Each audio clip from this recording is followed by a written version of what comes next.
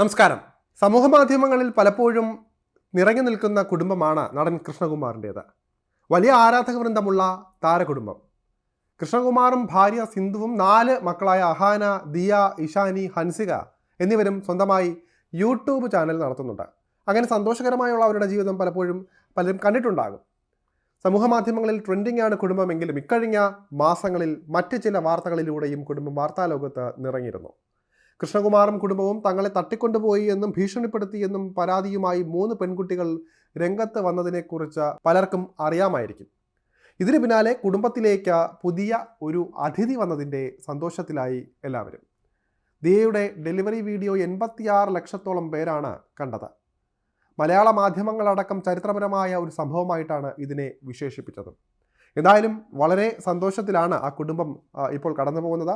പെൺകുട്ടികളുടെ പരാതിയിന്മേലുള്ള, അതായത് ആ പെൺകുട്ടികളുടെ പരാതിയിന്മേലുള്ള എല്ലാ വാദങ്ങളും പൊളിച്ച ജനപ്രിയമായ കൃഷ്ണകുമാറിനും കുടുംബത്തിനും അതിനുശേഷം ആ കേസുമായി ബന്ധപ്പെട്ട് എന്തുണ്ടായി, എന്താണ് അതിൻ്റെ അപ്ഡേറ്റ്സ് എന്നറിയാൻ പലർക്കും താല്പര്യം ഉണ്ടായിരുന്നു. വിവാദങ്ങളും വിഷമങ്ങളും പൂർണ്ണമായും മറന്ന വീട്ടിലേക്ക് ദിയയുടെ മകൻ ഓമി എത്തിയതിൻ്റെ തിരക്കിലായിരുന്നു കൃഷ്ണകുമാറും സിന്ധുവും കുടുംബവും. കൃഷ്ണകുമാറിൻ്റെയും ദിയയുടെയും യൂട്യൂബ് വീഡിയോകളിൽ വരുന്നത് മുഴുവൻ കുഞ്ഞ് ഓമിയുടെ വിശേഷങ്ങൾ തന്നെയാണ്. കഴിഞ്ഞ ദിവസവും കൃഷ്ണകുമാർ പുതിയ വീഡിയോ പങ്കിട്ടിരുന്നു.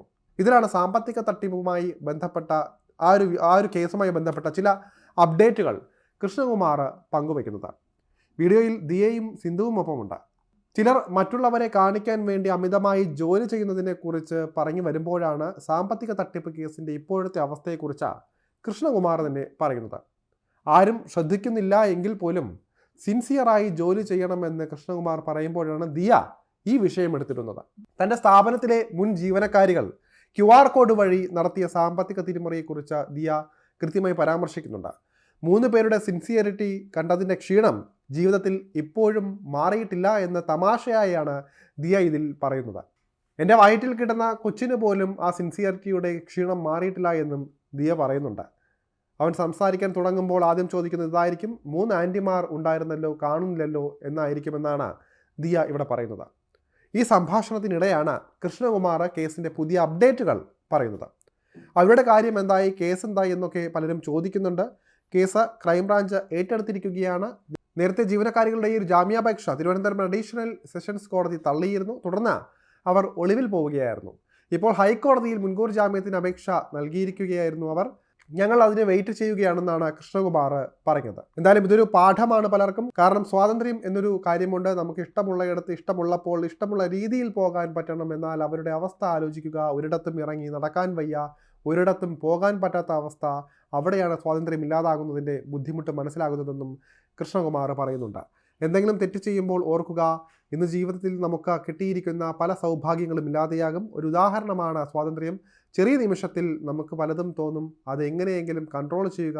ഇങ്ങനെ പറഞ്ഞു പോകുന്നു കൃഷ്ണകുമാർ. എന്നാലും കൃഷ്ണകുമാറിൻ്റെ ഈ ഒരു വാക്കുകൾക്ക് പിന്നാലെയാണ് അവർ തേടിയ ഒരു സന്തോഷ വാർത്ത എത്തുന്നത്. അതായത് കേസുമായി ബന്ധപ്പെട്ടൊരു വാർത്ത വരുന്നത് വാദി പ്രതിയാകുന്ന സ്ഥിതിയാണ് ഇപ്പോൾ വരുന്നത്. അതായത് ദിയയുടെ സാമ്പത്തിക തട്ടിപ്പ് കേസിൽ മുൻ ജീവനക്കാരികളുടെ ജാമ്യാപേക്ഷ ഹൈക്കോടതി സിംഗിൾ ബെഞ്ച് തള്ളുകയായിരുന്നു. ദിയ നടത്തുന്ന ഓബായോസി എന്ന സ്ഥാപനത്തിൽ QR കോഡിൽ കൃത്രിമം കാട്ടി 3 ജീവനക്കാരും ചേർന്ന് തട്ടിയത് 69 ലക്ഷത്തോളം രൂപയാണ്.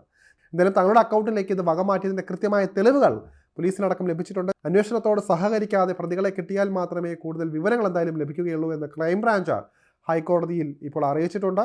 ഇതേ തുടർന്നാണ് ഹൈക്കോടതി മുൻകൂർ ജാമ്യാപേക്ഷ അടക്കം തള്ളിയിരിക്കുന്നത്. ദിയ നൽകിയത് കള്ളക്കേസാണെന്നും തങ്ങളെ തട്ടിക്കൊണ്ടുപോയി ഭീഷണിപ്പെടുത്തി പണം തട്ടുകയാണ് ചെയ്തത് എന്നുമൊക്കെയായിരുന്നു ജീവനക്കാരുടെ വാദം.